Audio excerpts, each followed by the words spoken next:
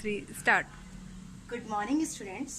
आज हम पढ़ेंगे हमारा नया टॉपिक साझेदार द्वारा फर्म को गारंटी। इस केस में एक पार्टनर फर्म को गारंटी देता है, मतलब एक सदस्य फर्म के सभी सदस्यों को गारंटी दे रहा है। इस विधि में साझेदार द्वारा न्यूनतम लाभ की गारंटी फर्म को दी जाती है। न्यूनतम लाभ की गारंटी फर्म को दी जाती है, मतलब कि वो इतना पैसा, कम से कम इतना पैसा तो फर्म को कमाकर देगा।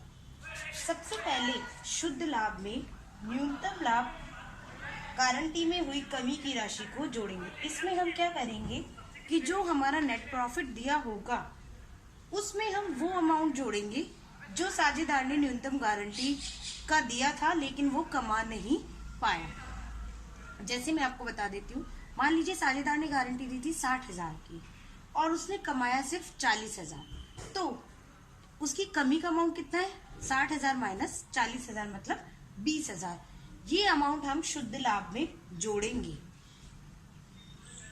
और ये अमाउंट जिस साझेदार ने गारंटी दी है उस साझेदार के पूंजी खाते में से हम कम करेंगे, डिडक्ट करेंगे। उसके बाद कुल शुद्ध लाभ जो आएगा नया, मान लीजिए आपका शुद्ध लाभ 1 लाख था, 20,000 जो हमने डेफिशिएंसी का अमाउंट था, कमी का, वो भी उसमें जोड़ दिया। अब शुद्ध लाभ कितना हुआ? 1,20,000। उस शुद्ध लाभ को हम साझेदारों के लाभ हानि अनुपात में बांटेंगे।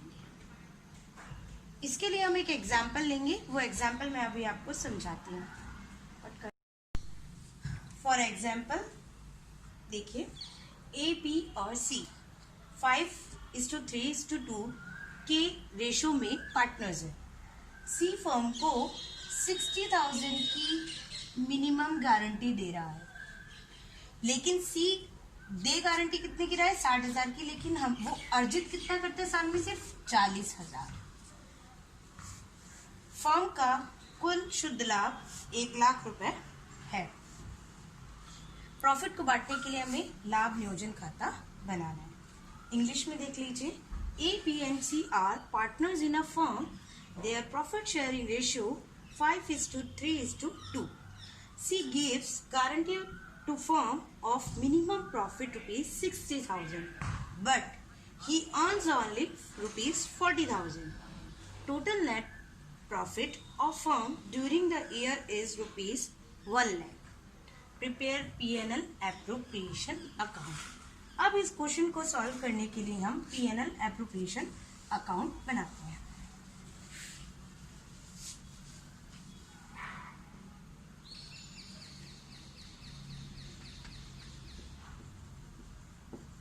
P&L appropriation account।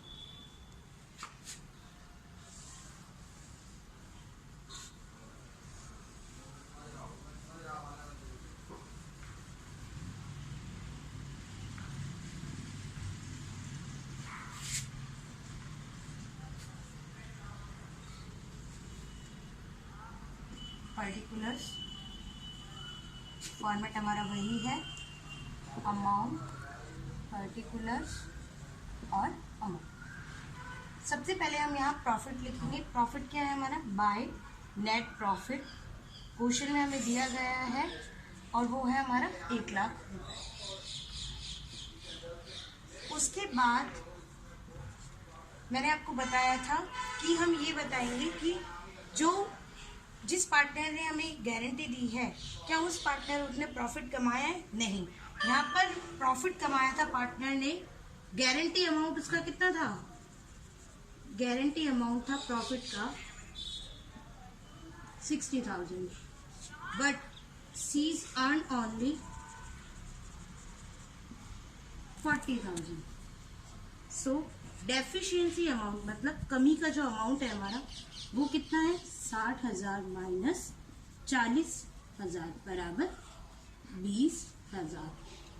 इसे हम कहाँ से लेंगे? सी की कैपिटल में से। उसे लिखेंगे सीज कैपिटल अकाउंट, वो होगा 20,000। अब फर्म का टोटल प्रॉफिट जो भी आया है वो हम पार्टनर्स में डिस्ट्रीब्यूट कर दें। यहाँ पे टोटल प्रॉफिट कितना है पार्टनर्स का? 1,20,000 और इसे हमें डिस्ट्रीब्यूट करना है तीनों पार्टनर्स में, to A's capital, to B's capital और टू सीज कैपिटल। जो प्रॉफिट होगा वो उसका प्रॉफिट शेयरिंग रेशियो हमारा 5:3:2। तो ए का होगा हमारा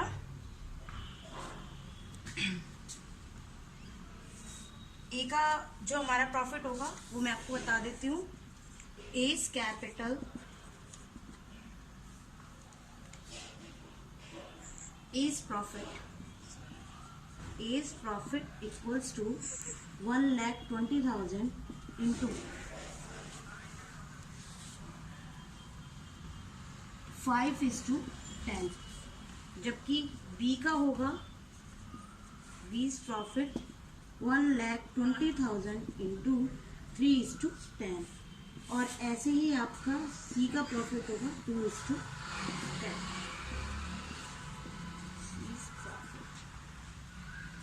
ये आपका आएगा 60,000 और 36,000 और 24,000। इस तरीके से हम इस क्वेश्चन को सॉल्व करें।